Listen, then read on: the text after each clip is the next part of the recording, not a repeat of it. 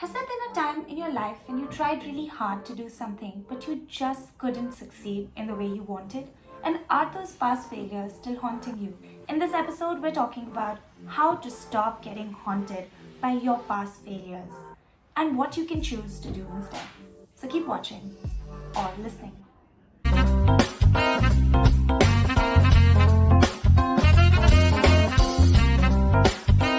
Hi, and welcome back to Up It and the Actionables podcast.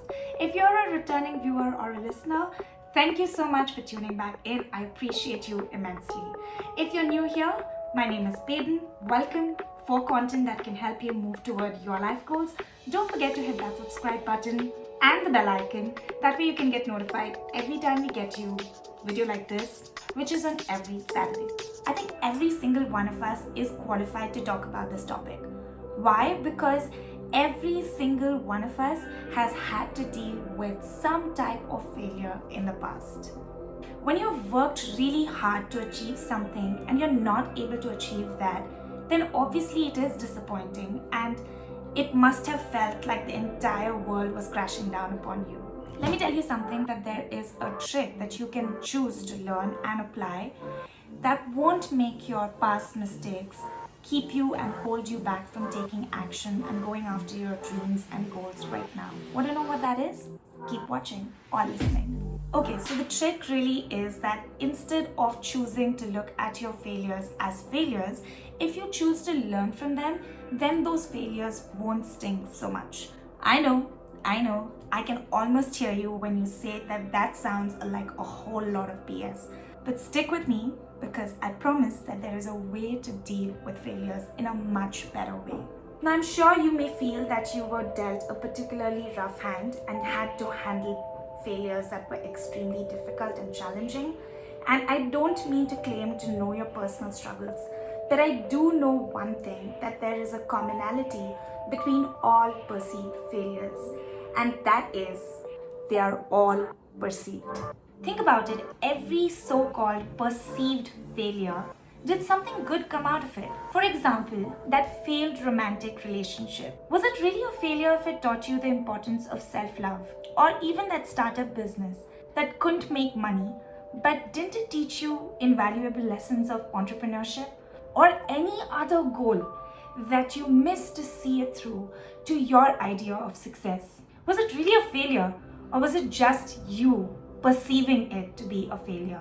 Okay, stay with me and try to entertain this thought. What if there really are no failures and only lessons? What if that ideal outcome that you wanted for yourself was good, but what you got instead was a path to get you onto something even better? Now, I know at that time it doesn't look that way, and we can only evaluate these so-called failures only going forward. And while looking back on it will be extremely painful and uncomfortable, but looking back is something that you'll have to do in order to look for lessons that you can possibly learn from that experience. Whether it was failure in your work or in your relationships, unless and until you choose to look at those failures, you're most likely going to miss the lessons, and lessons there are to be learned.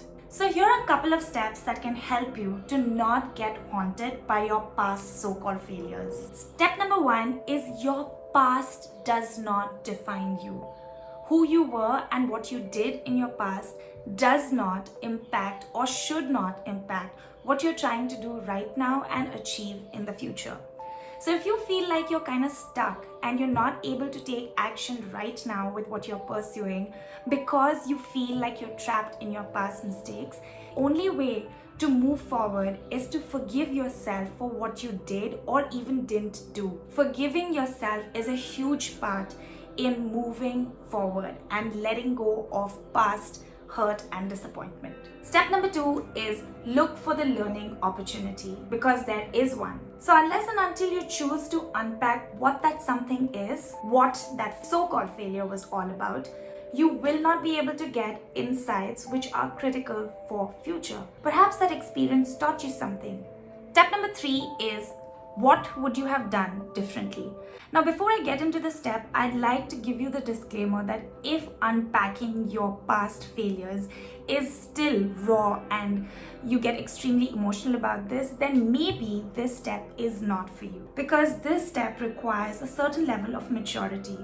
It requires you to be able to look at your past and think about different scenarios of how you could have or would have dealt with that situation differently without getting wrapped up in it and only entertaining it in a healthy sort of a way. So when you are able to think of, oh, maybe I should have done that, or oh, maybe I could have done that, but that is not something that actually happened. And if you're able to dissociate from what could have been, what should have been, with what actually happened, it can help a lot with the healing process. The key is to not spiral out of control. Know that you did your best with what you knew in the past. You have got to believe that. And the last step is ready to go at it again. Now, depending on what specific past failures you're concentrating on, it's a subjective choice whether you want to pursue the same goal or you want to pursue a fresh one.